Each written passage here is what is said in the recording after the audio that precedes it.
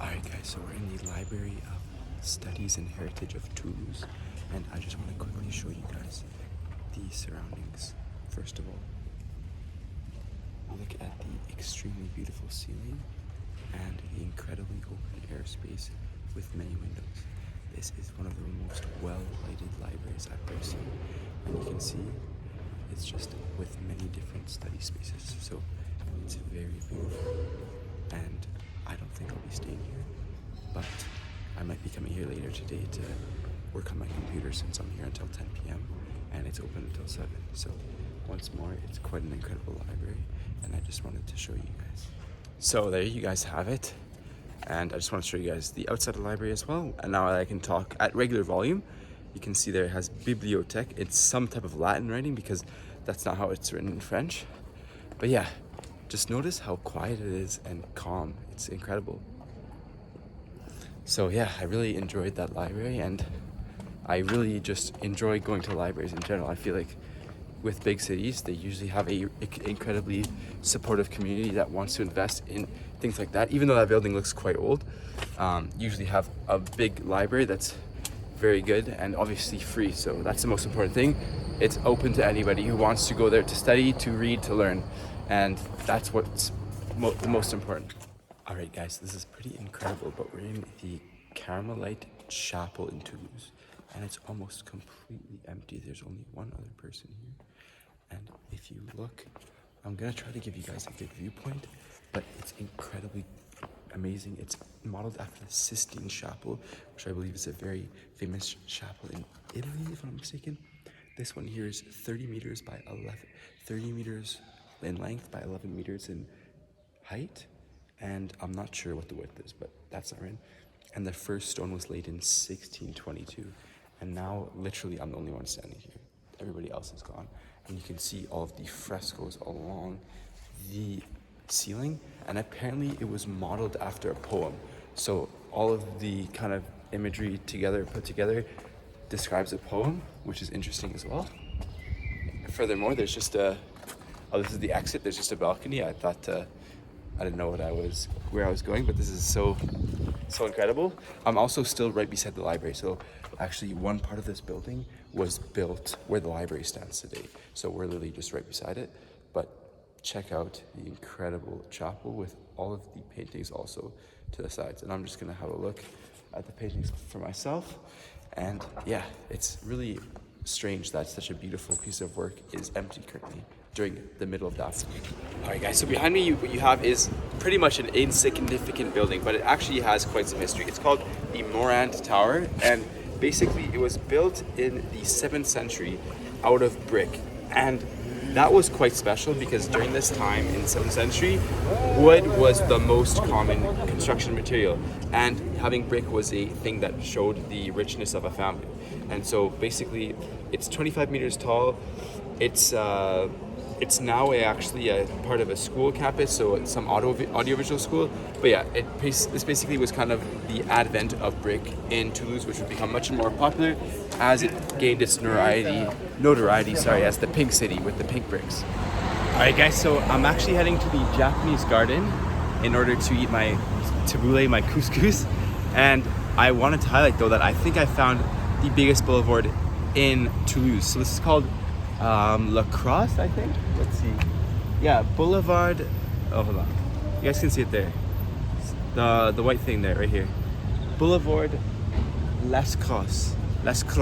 I don't know how to say it, but you can see it's very nice because of the trees that line it. So you have a nice and shaded boulevard, and actually it reminds me of White Ave, which is a street in Edmonton where I'm from. And yeah, it leads to downtown in this direction, and then in the other direction I'm not sure, but I'm going through here to get to the Japanese garden. So let's meet you there. All right, guys, so I'm in the park and I'm entering the Japanese garden, which you can see from the sign there, which is inside of the park. So it's a garden within a garden, and it looks amazing from the get-go, and I'll show you guys the different views as I go along. So this is actually called the Remarkable Garden. That's the name that the mayor who inaugurated it gave to it, and we're currently in the tea house, which is supposed to be a place of meditation. Of course, right now it's kind of tourist season, so you can see there's a lot of people, and it's not really quiet enough to meditate, but nevertheless it's still a very calming surrounding. And then behind me you have a type of landscape here with paved rocks. Just like I was saying, behind me you have this kind of rock garden with the paved stones, and it's supposed to represent mountains, I believe. So it's essentially kind of a small scale of nature. That's what the sign was explaining. So the lake is supposed to represent the ocean, the tiny rocks are supposed to represent mountains, and then I'm not sure what those kind of lined and paved gravel is supposed to mean, but it has to be something significant without a doubt. And then of course you have the actual lake, which I have yet to show you, but it's just here with all of the koi fish, of course. It's quite muddy, the water right now, as you can see, so it's hard to actually see the koi fish. And then you have a red bridge, of course, which is another seemingly remarkable aspect or common aspect of these type of gardens. I was wondering why it was so loud in the Japanese garden. And it's not because of the garden itself being loud, it's because it's just beside this massive kid's dream. So you have a bunch of different amusement rides and playground features. You even have a carousel there. So it really makes me sad that I'm not a kid and I can't really enjoy these anymore. But I know that if I was young, that I would be having a very, I would be having a very fun time in this playground. So you can even see that they have a big pyramid thing. So very, very cool. So now guys, I'm just walking alongside a canal. Honestly, there's a lot of things to do on this map, and I'm not really doing that much of them so far, so I'm not that happy with my progress. I'm here though until 10 p.m. or 9 p.m. rather, so hopefully I'll still be able to get to the most of them. But I can't complain also just walking alongside this canal. And I'm going to slowly make my way to a library because I have to do this Zoom conference from 4:30 to 5:30 p.m. and it's currently 3:50, so in 40 minutes. But yeah, I'm not sure if you guys can see, but we have a bunch of willow. Yeah, I think you guys just saw one or two that are just flying in the air. It's like raining, it's pollen. I'm not sure what it is, but you know, like the white stuff that comes from trees, and it's quite beautiful. It's all on the ground too, as you can see. So guys, just a quick update. Here you can see there's a steamboat doing a U-turn. Now this is because I'm at the intersection of the two canals I was just going through. So let's see if I can get you guys kind of oriented. Here's one canal, you can see the bridge there. And then here, okay, here's one canal, you can see the bridge in the water. Sorry, I was mispointing you guys. And then there's another one here, you can see the bridge.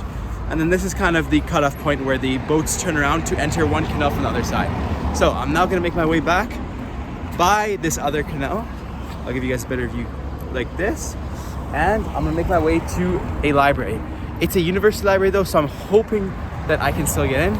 But there's only really one way to find out, and it's the closest one to me. So I have no really other choices. Alright guys, so I got out from the library. Luckily, I was able to get into the university library with no problem whatsoever. That's really rare because usually universities in France are like jails. You can very hardly get in. And they also had tea because I think it's the celebration of the end of the school year. I think they also had like a bunch of like kind of food, but that all ran out quickly. So all I get is tea, but honestly, I'm not even a student, so I can't complain. And now I'm heading over to a different place. It's called the Covenant of the Jacobins. I think it's like one of the main political parties during the French Revolution that had their base here, but I could be mistaken. And it's closing in 40 minutes, but usually the exhibits close like 30 minutes early. So honestly, I'm not sure if I'll be able to get there on time. I honestly should have left that meeting earlier that I had to go to, because at the end, for the questions, they just started asking some very, very trivial questions. So kind of wasted my time, but let's see. All right guys, so I made it and I have pretty much 20 minutes to check out this place. It's called the Covenants of the Jacobins Covenant, and it was founded in the early 13th century. It was essentially a place where all the monks of the city would reside, and it was built in the heart of the city, in fact. So I thought it was named after the Jacobin Party, which was one of the main political parties during the French Revolution, but it seems that the party was named after these monks.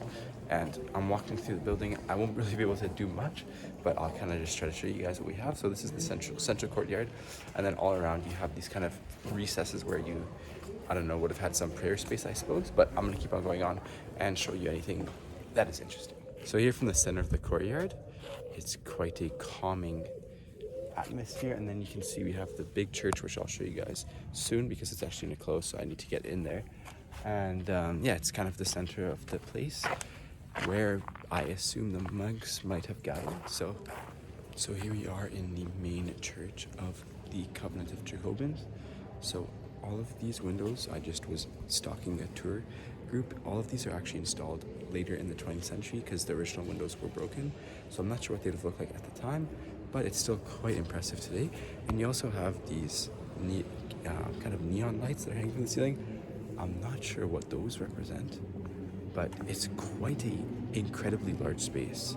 Like, I would like to know the dimensions, but you can see you have these massive pillars leading up all the way to the ceiling, and it stretches all the way up to here. So very impressive, and it's sure that the monks had sufficient space to conduct their job. Alright guys, so that's all for the second video. The next one is the last one, so don't miss out, as there's nothing after that.